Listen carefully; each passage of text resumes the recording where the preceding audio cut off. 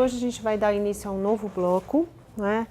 A gente começa hoje com o texto do Jacob Gorender. Eu já disse, né? Já contei essa historinha, mas não custa contar de novo. Esse texto, esse livro... Mariana, saca o livro aí? Deixa eu só mostrar o tamanho. Nossa, quanto papelzinho colorido! Esse tamanho de livro, né? Foi desenvolvido, no primeiro momento, como eu já falei, enquanto um curso sobre economia política, né? Sobre economia brasileira, economia política, que foi ministrado na prisão, né? O Gorender foi preso político na década de 70 e esse livro foi...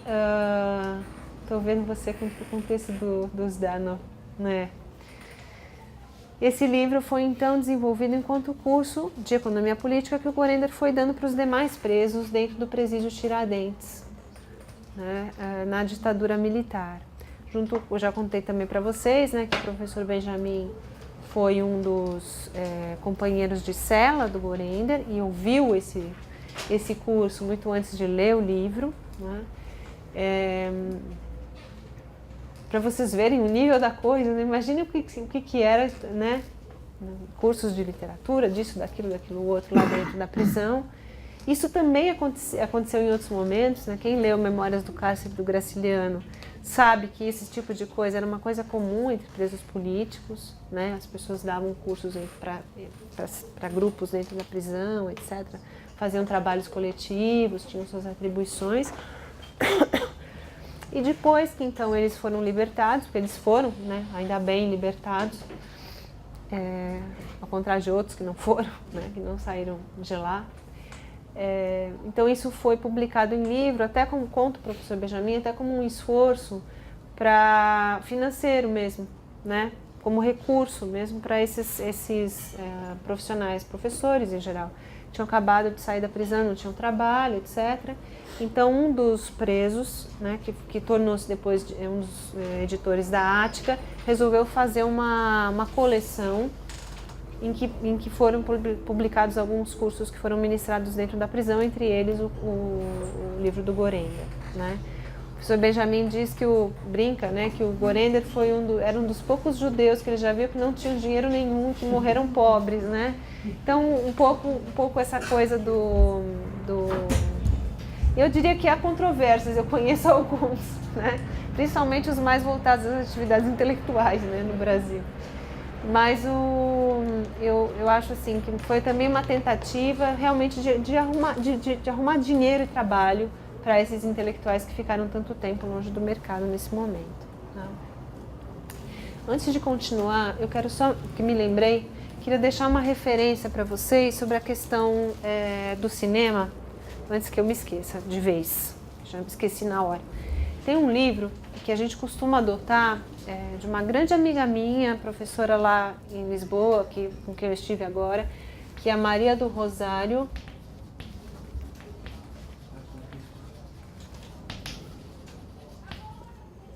Agora que nunca sei se o Lupe que tem 2 P's ou é o Belo que tem 2 L's, mas eu acho que é assim, tá? Maria do Rosário Lupe Belo, que se chama Narrativa Literária e Narrativa Fílmica.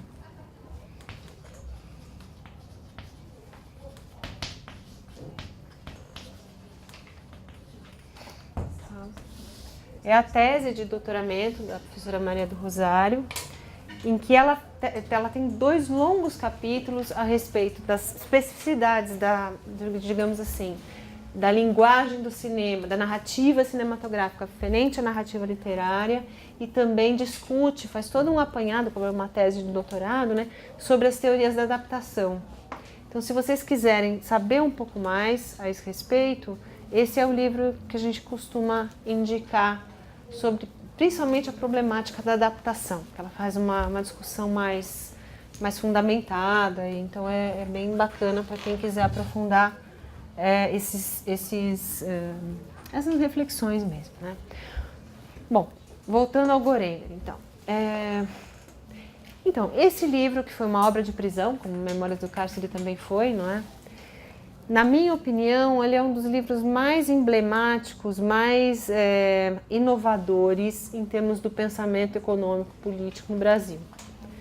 Então, um pouco do motivo disso acontecer, disso ser assim, o Gorender justamente discute na introdução ao livro que ele chama de reflexões metodológicas, em que ele vai colocar uma série de pontos críticos no pensamento econômico político do Brasil, considerados por ele como pontos críticos, e no que é que ele acha que isso precisaria mudar, não é?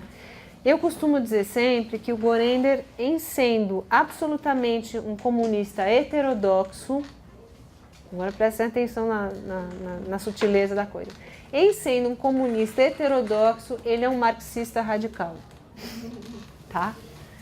Por quê?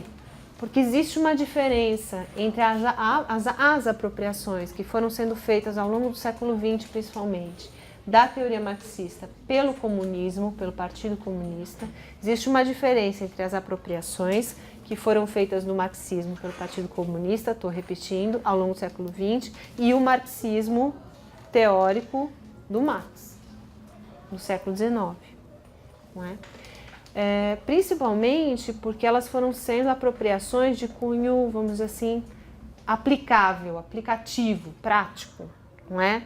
Ou de como é que, por meio da teoria do Marx, eu, comunista, vou mudar a minha realidade, vou mudar as minhas relações de produção, vou mudar o mundo, ou fazer a revolução. Isso causou uma série de interpretações e também de distorções, eu diria, da teoria marxista clássica do século XIX. E o que o Gorender vai apontar nesse livro é que, para ele, as apreciações comunistas mesmo, de esquerda, que foram sendo feitas a respeito da história da economia brasileira, foram apropriações, muitas vezes, que distorceram os fatos como teriam sido, como aconteceram. E é isso que ele vai tentar, de certa maneira, ele até usa uma expressão nessa introdução, ele já vai fazer uma espécie de depuração conceitual, né, ou de reconfiguração desses conceitos para aquilo que ele acha que realmente aconteceu no Brasil. Ele vai explicar como é que isso vai ser feito ao longo do livro. Então, por isso que ele, de certa forma, é um marxista radical. E quando eu digo radical, eu estou usando a palavra radical como Marx dizia que era. Marx dizia que ser radical é tomar as coisas pela raiz. Ou seja, ele vai voltar aos conceitos marxistas do século XIX para tentar fazer uma reapropriação desses conceitos para a explicação da realidade brasileira. Então, por isso que eu vou voltando, por isso que eu estou dizendo que, em sendo um comunista heterodoxo, ou seja, não muito afeito às diretrizes do partido, ele está tentando ser um marxista radical. Tá? Então, tá bom. Então, vamos tentar entender como é que isso acontece, né? Eu acho que a Mariana pode ir colocando, principalmente essas questões conceituais do início, e aí a gente vai tentando depurar um pouquinho. Só um detalhe que eu quero dizer a vocês. Para quem não tem muita familiaridade com algumas categorias marxistas, tá? Estou falando porque eu sofri maus bocados com isso, né? Até no final da aula passada, eu estava comentando com um dos alunos. Quando eu fiz GV, o meu primeiro ano de GV, o meu primeiro ano de Sociologia, foi a única bomba que eu tive em toda a minha vida, hein? Não estou dizendo assim, em toda a minha história escolar, a única disciplina que eu bombei foi Sociologia 1, que era justamente Marx, né? Porque aquilo era completamente desconhecido para mim e a gente tinha que ler o Capital no texto do Marx, né? Para essa disciplina. Então, e além de tudo era assim, Sociologia, primeiro ano de Administração Pública, primeiro semestre era Marx e o segundo, Sociologia 1 e 2, primeiro semestre Marx, segundo Max Weber, né? Então, era assim, 17 anos, né? Descobrindo a realidade, né? Mas tudo bem. Então, para mim, eu estou dizendo isso porque para mim, trabalhar com essas categorias não foi uma coisa muito fácil naquele momento. E eu não sei o quanto isso é familiar para vocês ou não. Me preocupa um pouco vocês, porque quando o Gorender ele escreve como se vocês soubessem, como se a gente conhecesse. E às vezes pode ser que não. Então, a gente vai com calma, tá?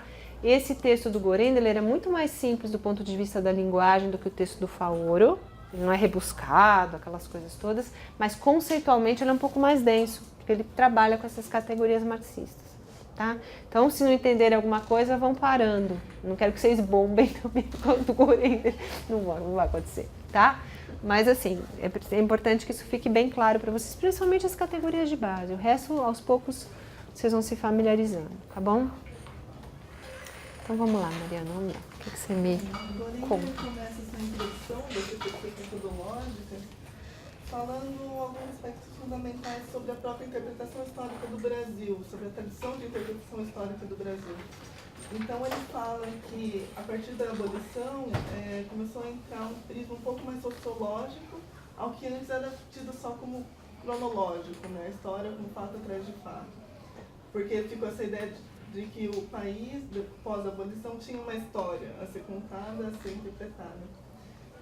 O problema para ele é que a escravidão na história brasileira sempre foi vista como um estado de exceção, como uma anomalia, como algo à parte, e não como algo que formou realmente pela sociedade, né? Nas linhas de interpretação da história até então, por um bom tempo, o problema foi que narrou-se uma história de uma sociedade patriarcal e aristocrática. Ou por exemplo, a gente nos estudos de história até hoje, aquela coisa das navegações e tal, você saindo da Europa para chegar no Brasil e não com uma coisa de dentro para fora, como é a proposta do próprio Gorender. Então ele cita dois tipos principais de interpretação histórica, né? Um, que é essa aristocrática, essa questão de um certo feudalismo, que na verdade, depois eu vou falar, tem certas contradições metodológicas, teóricas, porque como conciliar a questão do escravismo com a questão do feudalismo. Né? Uhum. E o segundo, que seria a ênfase no comércio exterior. A história do Brasil é dividida em fases do comércio exterior. Então, aquelas coisas, teoria dos ciclos que a gente estuda ainda. Ciclo do Pior é que é verdade, né? Ainda se fala disso. Ainda se fala disso muito. Então, o Brasil como visto sob a ótica da exportação, da economia colonial, do latifúndio, monocultura, mais o trabalho escravo, que continua sendo um ponto que é deixado um tanto de lado. É deixado como... por exemplo, quando está falando do comércio exterior, ele cita um pouco do Caio Prado Júnior e tudo mais, de algumas pessoas depois dele, e que surge a figura do empresário colonial. Em vez de falar do patriarca, falava do empresário colonial. Então, era uma perspectiva mercadológica que pressupunha que essa sociedade colonial brasileira era uma sociedade colonial capitalista, de base capitalista. O problema e os escravos, de novo, né? Como você vai fazer uma sociedade colonial capitalista se você tem os escravos? Então, alguns impasses que ele coloca que é bem interessante nessa primeira parte. Que ele critica, basicamente, essas duas maneiras de ênfase, porque elas são muito unilateralistas, né? Ou você está vendo, ele fala, quando você fala sobre a questão feudal, digamos, ele fala que, na verdade, o escravismo colonial não é explicado pela família patriarcal, mas o contrário, o escravismo, ele explica a família. Então, ele não pode ser deixado como um adendo, como um acessório no todo, que é o que costumam fazer. E na questão do mercado exportador também, você sobrepõe a esfera da circulação à esfera das relações de produção. Então, você está sendo também bastante incompleto e unilateral. Certo, agora vamos parar um pouquinho. Agora tem coisa para falar. Ó. Primeira coisa é o seguinte, quem que o Gorender, ele vai dividir, na verdade, os pensadores do Brasil entre essas duas visões, como a Mariana estava falando. Uma visão mais aristocrática, ou seja, na qual talvez eu colocaria até o próprio Faoro, tá? Como consequência desse tipo de pensamento. Mas assim, ou seja, um tipo de visão sobre o Brasil que vai explicar a sociedade brasileira a partir das suas elites, ou de que tipo de elites a colonização brasileira teria constituído dentro do nosso território, tá? O próprio Faoro fala de patriarcalismo como uma característica básica da organização social brasileira, tá? Mas não só ele, né? Nominalmente, salvo engano meu, acho que o Gorender fala do Oliveira Viana, não fala? Então, isso, ele coloca, né, como exemplos fundamentais desse tipo de visão a respeito do Brasil, o Oliveira Viana e o Gilberto Freire, que é aquela coisa das relações entre Casa Grande e Senzala, mas mesmo o Gilberto Freire, interessante isso, falando da questão do negro, coloca o negro como um subsidiário, né, a questão da escravidão como um subsidiário do tipo de relações sociais, dos tipos de relações sociais que se estabelecem devido a uma determinada configuração das elites, que são a tal da Casa Grande, né, que estão ali na Casa Grande. Então esse é um tipo de visão que eu diria, e agora sou eu falando, acabaria redundando numa teoria, porque vejam, quando ele fala em Oliveira Viana e Gilberto Freire, ele está falando de dois pensadores do início do século XX no Brasil, né? Esse tipo de visão redundaria, e agora sou eu falando, num tipo de visão mais conservadora da realidade brasileira, por certos intelectuais também de posição mais política, mais conservadora, como o próprio Oliveira Viana e o próprio Gilberto Freire, tá? E aí ele vai falar de um outro tipo de pensamento que vai se desenvolver principalmente a partir da década de 30, mas que ganha seu auge ali na década de 50, que seria esse pensamento centrado na questão do comércio exterior, ou seja, que tenta explicar a sociedade brasileira de um ponto de vista como tendo origem em algumas relações propriamente econômicas, relações básicas, de base econômica, não é? Com a questão do comércio exterior, mas que ainda estaria contaminada por essa visada, né, um pouco até histórica do Brasil, que vê a sociedade a partir das classes mais privilegiadas, não é?